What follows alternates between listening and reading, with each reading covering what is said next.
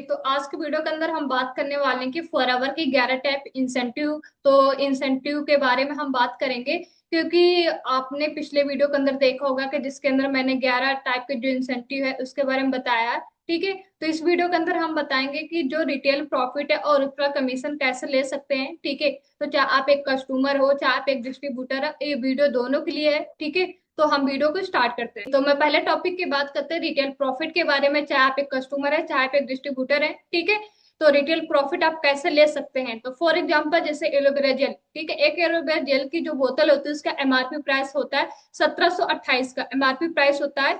और उसके अलावा जब इसमें हम जीएसटी ऐड कर देते हैं प्लस इसके अलावा हमारा ऑर्डर, ठीक है, डिलीवरी चार्ज ऐड करके फिर 2100 के 2200 को हो जाएगा। तो कंपनी को डिलीवरी चार्ज से जीएसटी से नहीं मतलब है, उसके एमआरपी प्राइस पे, क्योंकि जो हमें आता है पैसा, ठीक है, बीआरपी प्राइस पे आता है।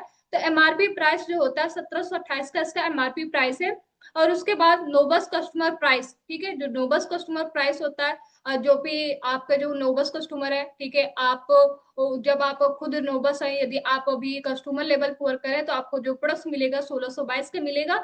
उसके बाद होलसेलर प्राइस की बात करें, आप डिस्ट्रीब्यूटर है तो आप एक होलसेलर है, होलसेलर प्राइस वही एलोवेरा जेल 1995 में मिलेगा, यानी 1195, यानी कि 1200 का एलोवेरा जेल मिलेगा। ठीक है, आप देखो प्रॉफिट आपको किस तरीके से मिलता है। प्रॉफिट बराबर, ठीक है, एमआरपी माइनस है एनसीपी। ठीक है, तो आप जब माइनस करते हैं एमआरपी यानी 1728 में से जब आप 1622 माइनस करते हैं तो 106। ठीक है, 106 का क्या होगा, 106 आपको यहाँ से निकल के आएगा। अब एमआरपी माइनस होलसेलर प्राइस। ठीक है, अब आपको होलसेलर प्राइस, आप कस्टमर है, ठीक है, तो कस्टमर से आपको कितना मिलेगा। ठीक है, आप किसी को प्रोडक्ट रिकमेंड करते हैं तो होलसेलर प्राइस से 1533 रुपये आपको मिलेगा। ठीक है, तो आप डिस्ट्रीब्यूटर है, आपने किसी को प्रोडक्ट रिकमेंड किया, किसी को शेयर किया प्रोडक्ट के बारे में, एक एलोवेरा जेल के बारे में, तो वहां का जो प्रॉफिट आपको मिलेगा 533 आपको प्रॉफिट, यानी कि 550 रुपया वहां से आपको प्रॉफिट निकल के आता है। ठीक, एक एलोवेरा शेयर का। ठीक है, तो if you share it with 20 people on नोबस कस्टमर, 20 से पीपल बराबर 106 इंटू 2120 रुपए। ठीक है, यदि आप नोबस, क्योंकि नोबस कस्टमर पे जो आपको प्रॉफिट मिल रहा है 106 प्रॉफिट मिल रहा है। ठीक है, आपने कस्टमर है तभी आप 106 प्रॉफिट आपको मिल रहा है, आप होलसेलर हैं तो आपको पता है कि 550 प्रॉफिट मिलता है। तो कोई भी नोबस कस्टमर किसी को भी 20 एलोवेरा शेयर करता है, ठीक है, तो जब हम 106 इंटू 20 करेंगे तो 2120 रुपए उसको एलोवेरा से प्रॉफिट मिल सकेगा। ठीक है, इसके बाद आप हैं डिस्ट्रीब्यूटर है, तो आप किसी को 20 पीपल को आपने क्या क्या, आप असिस्टेंट सुपरवाइजर लेवल पर वर्क कर रहे हैं, आपने किसी को 20 एलोवेरा आपने दिया, तो आपका जो 533 इंटू 20 जब हम करेंगे तो कितना निकल के आएगा, 10,660।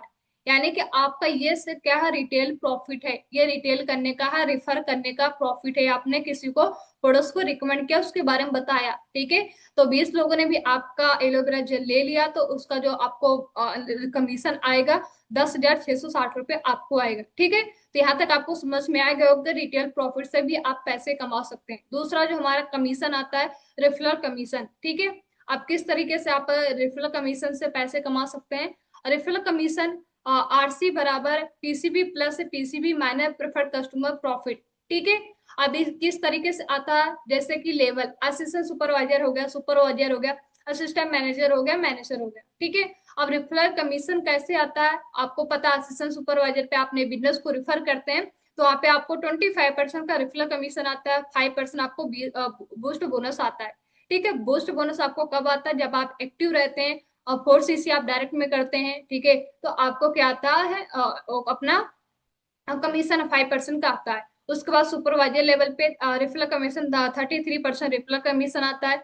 ठीक है, और उसके बाद असिस्टेंट मैनेजर पे 38 रेफरल कमीशन आता है। ठीक है, उसके बाद मैनेजर पे क्या होता है, 43 रेफरल कमीशन आता है। ठीक है, ये आपका रेफरल कमीशन अलग है और रिटेल प्रॉफिट अलग है। तो यहाँ तक आई होप आपको यहाँ तक समझ में आ गया होगा कि आप कस्टमर लेवल पे कितना आपको प्रॉफिट हो रहा है और आप एएस लेवल करते हो तो आपको कितना कमीशन आपको देती है। ठीक है,